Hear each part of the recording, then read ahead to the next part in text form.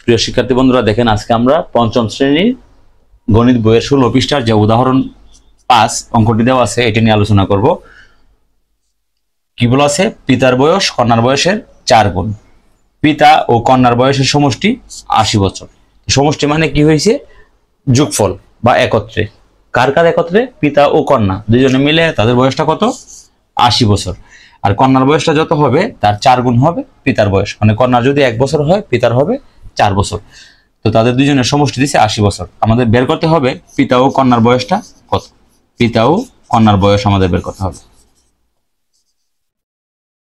আমরা কিভাবে লিখবো? প্রথমে আমার যা দেওয়া আছে পিতার বয়স কন্যার বয়সের 4 গুণ। আমরা লিখবো পিতার বয়সটা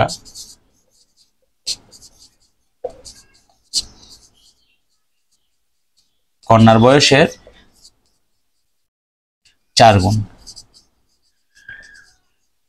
আর কন্যার বয়সটা কত? কন্যার বয়সটা যেহেতু কোনো গুণ নাই, এটা লিখবো কন্যার বয়স কন্যার বয়সের 1 গুণ।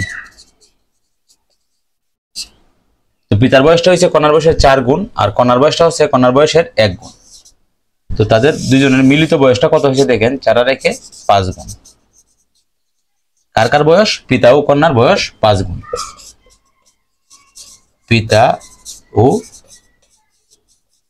কন্যার বয়স এই 5 গুণ হচ্ছে। 5 গুণ দিয়ে যদি আমরা এই সমষ্টিটাকে ভাগ করি তাহলে আমরা প্রত্যেকের বয়সটা পাই যাবো। দেখেন, তখন আমরা যদি প্রথমে কন্যার বয়সটা বের করি, কন্যার বয়স কত হবে? 80/5, মানে 80কে আমরা 5 দিয়ে ভাগ করলে যা হইব তা তো 1 গুণ, এত বছর। আমরা 80কে যদি 5 দিয়ে ভাগ করি, 5 একে 5, আমার রইল কত? 8 থেকে 5 গেলে 3, এই শূন্যটা নামাবো নিচে। 5 একে 5 5 6 30, মানে কন্যার বয়সটা কত বাড়িল? 16 বছর।